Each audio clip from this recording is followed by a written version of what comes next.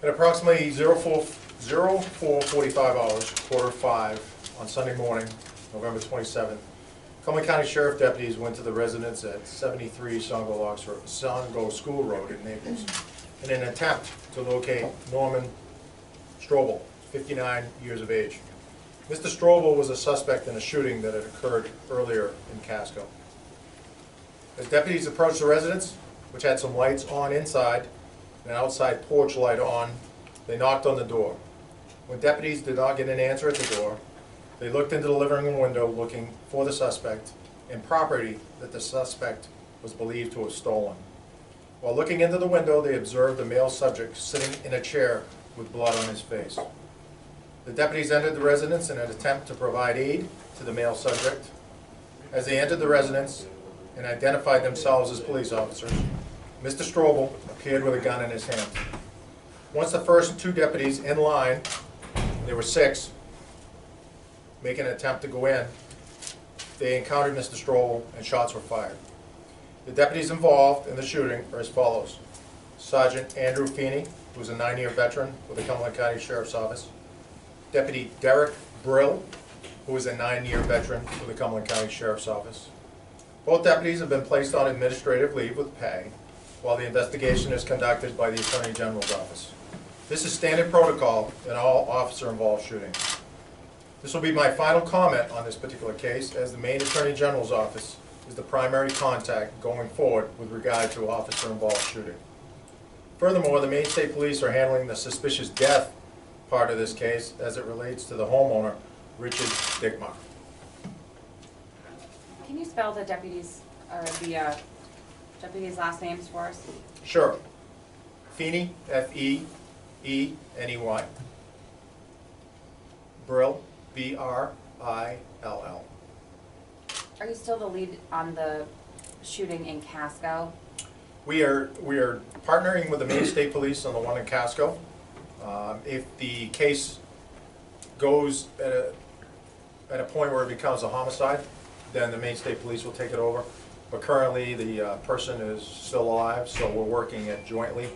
And at some point, we may take it over, or it may be given to the state police. There seems to be some confusion in regards to that first shooting as far as how many people were outside of the residence before shots were fired. I know we had spoken to you yesterday. It had been mentioned that there were 2. Can you clarify if you've had any update on that, or if maybe the second person is related to the second shooting? I wish I could clarify that. That's part of the investigation, is trying to verify. Initially we heard 2, then it was possibly 1, and that will be part of our investigation, and then merging it with what occurred later in the morning. So right now I cannot answer whether or not there were actually 2 or 1, because of the fact that we've got mixed messages on that particular. Go ahead. Do you have any update on how Jason, that first victim, is doing? I have not heard. Still critical. Still critical. Okay. And then also we had heard that some people told us that Mr. Strobel had been threatening his ex-girlfriend and her family for some weeks, and that some officers had been involved in that. Do you know anything about that? Yeah, deputies were trying to contact Mr. Strobel or locate him because he had violated a protection from abuse order, and they had not been able to locate him. Had he just recently gotten out of jail here? Is he serving some I've time? heard that. We're looking into the possibility of that and trying to get the records. You mentioned stolen property. Can you expand on what he was believed to have Stole a couple dogs from his ex-girlfriend.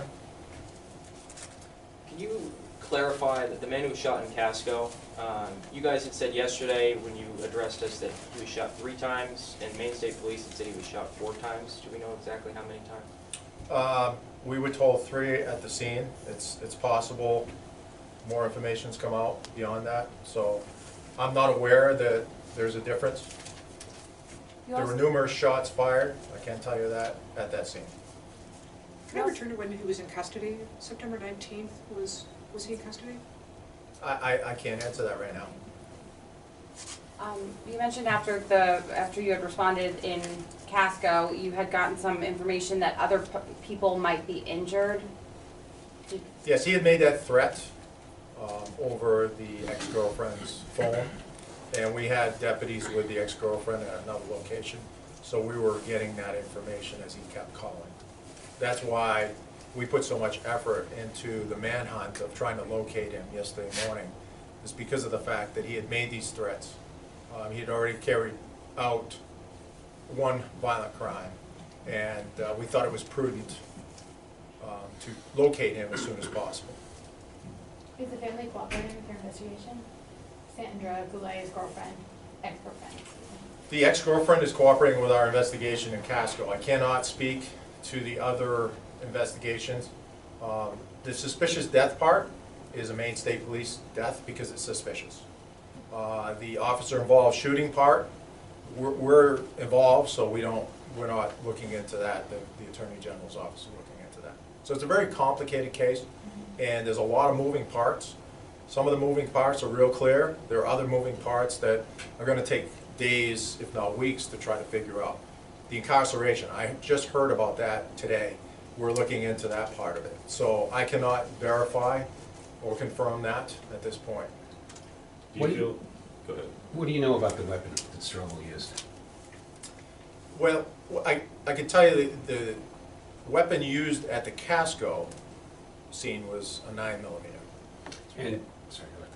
And I can tell you that in the residence after the shooting, there was a Glock handgun found near Mr. Strobel. Beyond that, I don't have that information. So have you haven't established anything about ownership of the weapons? No. Okay. Do you believe that there's any reason that the public is in danger? Is there somebody that's still out there that's connected to either one of these shootings? I don't believe so. I believe that obviously Mr. Strobel is deceased, and that was the person that admitted to shooting in the Casco event. When we spoke to neighbors yesterday, they said that the man, I know that you're not the lead on the second case in Naples, but they said that he was, a really nice guy, and they had no knowledge of the fact that Mr. Strobel was living there. Do you know anything about their relationship? I don't. Do you know the conditions of the order that he was under allowed him to have guns? I can't answer that because I've not seen the order. Typically, those orders forbid people to have guns, but without looking at it specifically, I don't think I could answer that truthfully. Does he have felonies on his record, though? What I heard in the news is that he's had some down in Rhode Island. But again, that will all be generated from the state police and the Attorney General's office. Just to clarify something you said that he admitted to the initial shooting. Yes. What was the context of that admission? There was a deputy that heard that. I can only tell you that information came forward that he had admitted to doing it. The context of it To is- the deputy or Yes, to one of our sergeants. during the conflict? No, after. Okay. He was calling the ex-girlfriend who was Okay. not at the Casco scene. And I know that you said, you don't have clarified for sure if he has a felony record in Rhode Island, but we found that in the court records online. What is just in general kind of, the protocol when a felon from another state moves to Maine? Does he have to register? How does that work? Are you guys on the lookout for him already? I don't believe we're on the lookout for him, other than for violating the protection of abuse order. Really, there are people coming into the state that are felons in other states. There's no way that we could possibly be aware of them until they come on the radar screen. So, he's been on the radar screen. He's on the radar screen for all of these outstanding investigations. So the investigating agencies, that's one of the things they're gonna ask. Was he in jail? When was he in jail? How many times has he been in jail? Again, I have to walk a fine line because once we were involved in the officer-involved shooting, and there's a suspicious death prior to our arrival, that becomes another agency, and I can't speak for their investigation.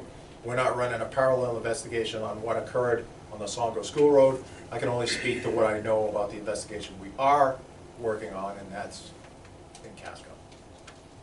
Was the stolen property recovered? Yes. Alive and good. Yes. I know you said that you hadn't had a chance to read the protection order, but can you characterize what the reasons may have been why she initiated the? I couldn't, I haven't seen it. And again, there are numerous reasons why she could have gotten it, and I'm not privy to that at that point. I'm sure that will come out in the investigation as well. Thank you. Thank you.